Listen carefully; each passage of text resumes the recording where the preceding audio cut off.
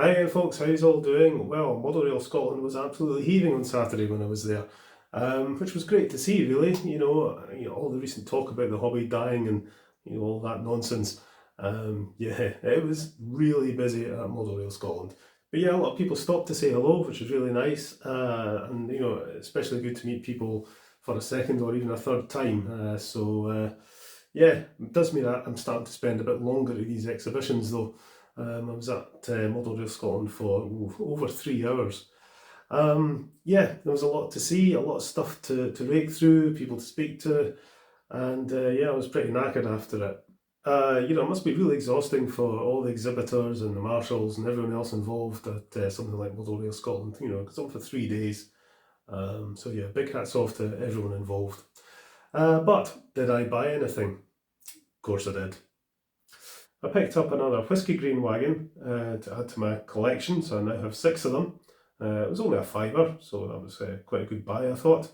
I've had to fit some new couplings to it, because it had old double style couplings on it. I'm not sure what make this is, there's nothing written underneath. But yeah, good to have another Whisky Grain Wagon. I'm not sure if there's any of these with another whisky brand, but we'll see. But I'll always keep my eyes open for them. And I also bought myself another Class 37 locomotive. This old Lima Loch Rannoch was going cheap, and I thought it would maybe be a good CD motor conversion candidate.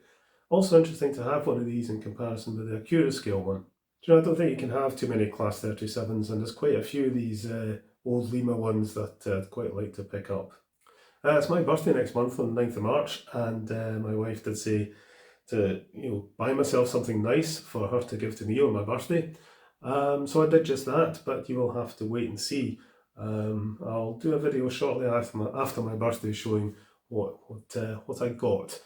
Also, my daft sisters were with me as usual, and they wanted to get me a birthday present. So they also got me something very nice, which again I will show after my birthday next month. So shortly after 9th of March there will be a birthday special video featuring 2 brand new locomotives. Bit exciting. But today I'm going to see if I can get the Lima 37 running, because at the moment it appears to be a non-runner. Okay, so let's see what happens when I put some power into this 37. It's buzzing.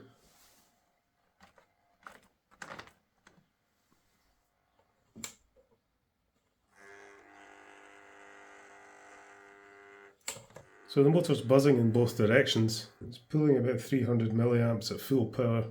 So we'll shove it into the shed and we'll see what's what. Okay then, let's get a look at this. I do like Lima diesels. I think they're great value if you're prepared to do a bit of work on them to get them running. They take a CD motor extremely well, and that is something I'm going to do to this. Not today, but I'll make that a separate video, but I'm going to fit a CD motor into this. But why isn't this running? I shall have to get a look inside and see. I think this is, or somebody's tried to weather this. It's like there's a wash of paint on the roof. I'll just leave it, it's fine. But yeah, it doesn't seem to have any damage, nothing's missing. But yeah, I think this is quite nice. Loch Rannoch, it's got the wee Westie on the side. What's not to like? Right, okay, let's open it up and see why it won't work.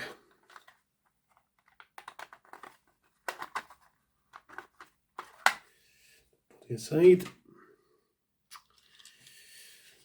Big weight. Oh, we've got the extra pickup in the front bogie, that's good.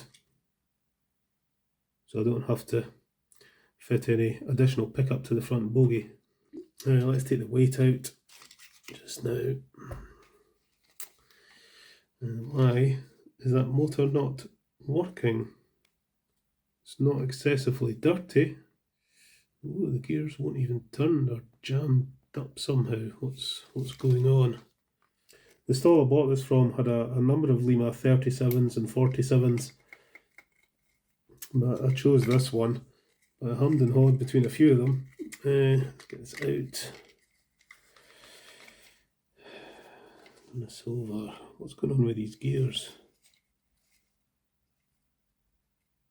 No, that one's not turning at all. Okay, let's get the brushes out. They've been pressed down pretty hard.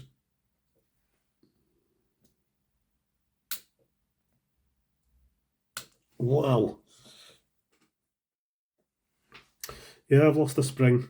That doesn't happen too often to me these days, but those brush holders are pressed right in really hard, and the spring just came flying out and off to oblivion. But I've plenty of these. This one's going to do the same. There we go. It's that spring. The brushes just fall out. Yep. So it's fairly clean. Gears still aren't turning. Well, let's get the front plate off.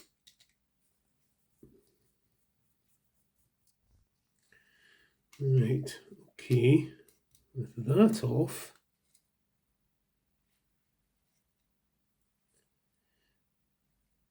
that is turning now. Let's pull the armature out. These gears are still all locked up. They are not turning. So we'll get them out and see what's going on.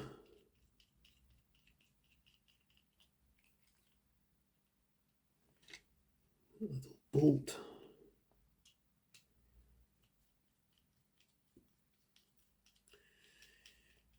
Somebody's used some kind of lubricant that's just gone all hard. Yeah, see, that's just stuck on.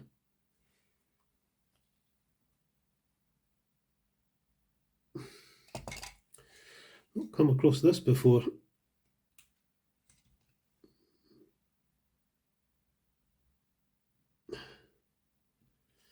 Yeah, whatever lubricant was used has gone hard and just started to act like glue.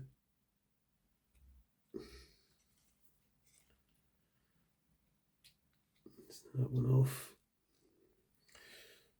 I just looked down on the floor there and I found that spring. That's the first time that's ever happened. Whenever they go pinging off, usually never see them again. Right, okay. Got the gears out. So I'm sure with a good clean-up, they'll be fine. I'll give them a file as well. So that's all very clean. The wheels are a bit dirty. There's a traction tyre missing. The traction tyre that's there seems okay. It'll need a bit of a clean. So yeah, I don't think we're going to have much of a problem with this once it's cleaned up. So we'll get squishing.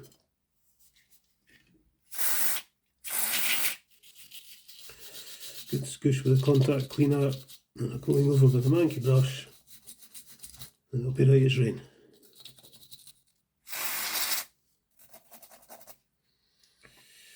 Okay, that's fine. We'll clean the gears up. As usual with the Lima gears, there's quite a bit of flash in them, so we need to do quite a bit of filing on them.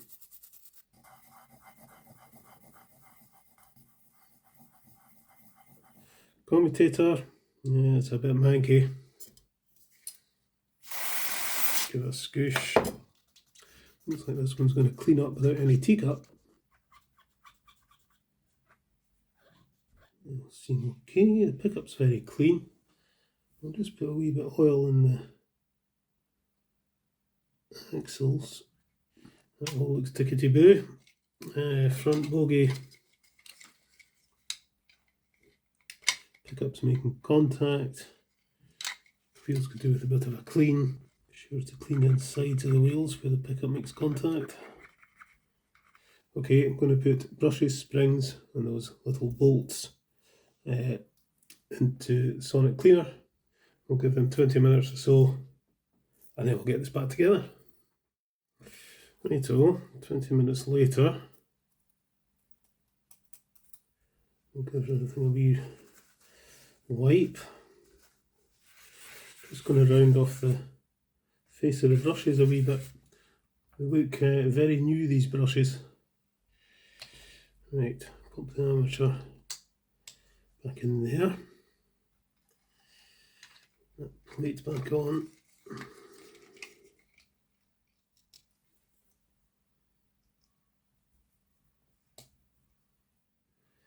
brushes in. I've been looking into the possibility of having a second camera when I'm doing this, you know, coming down at a much closer angle. But cameras are very expensive things if you want to get a decent one. Experience has taught me that cheap cameras are not worth buying.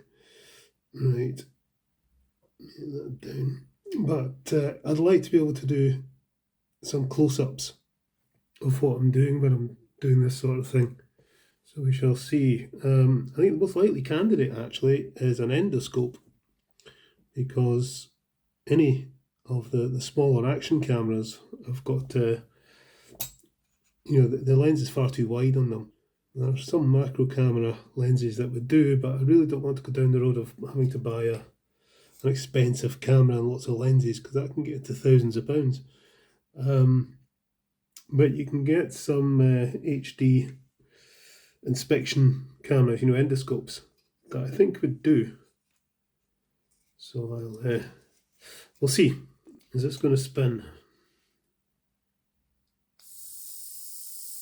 There we go.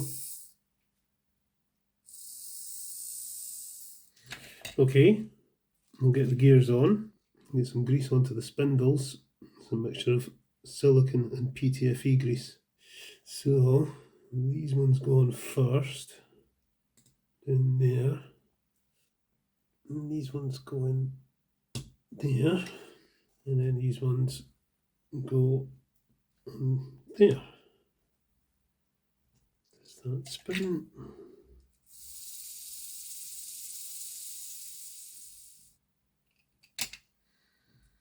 Okay. A little bit more grease on the tops of those gears where they kind of rub against each other. We'll get a drop of oil in there.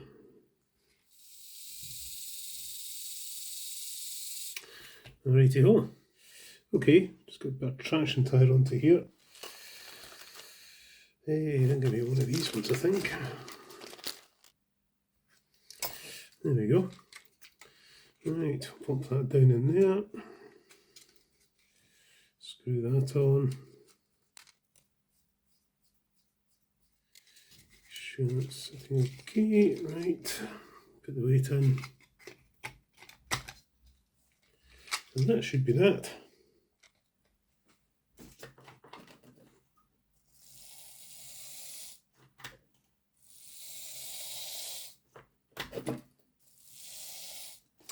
Fine. Okay, get the body back on.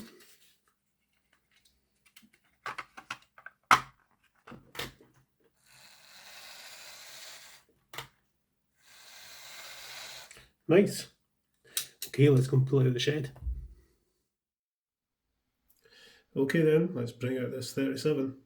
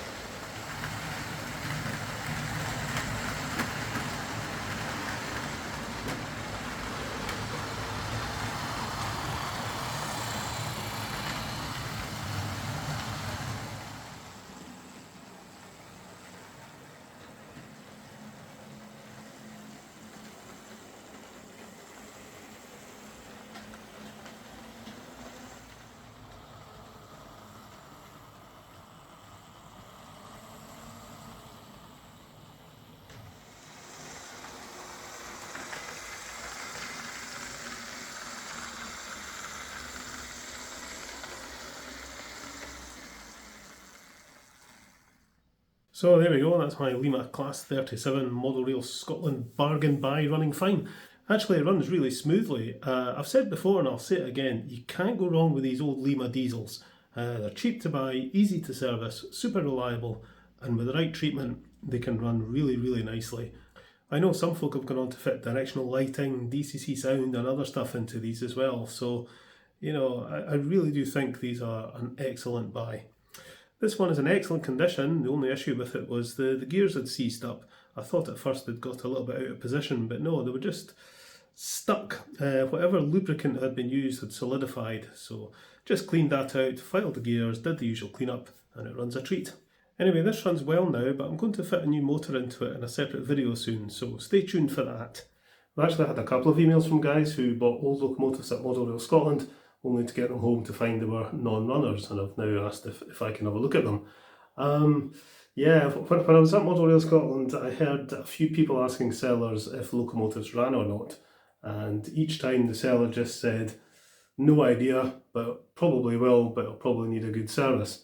You know, don't expect old locomotives that you buy at exhibitions or off eBay or wherever to be runners. I always just assume they're going to be non-runners, and you know, if they turn out to be nice runners like this Class 37, then it's a big bonus. But if they turn out to be like the APT, yeah, we'll get to that. We'll get to that at some point.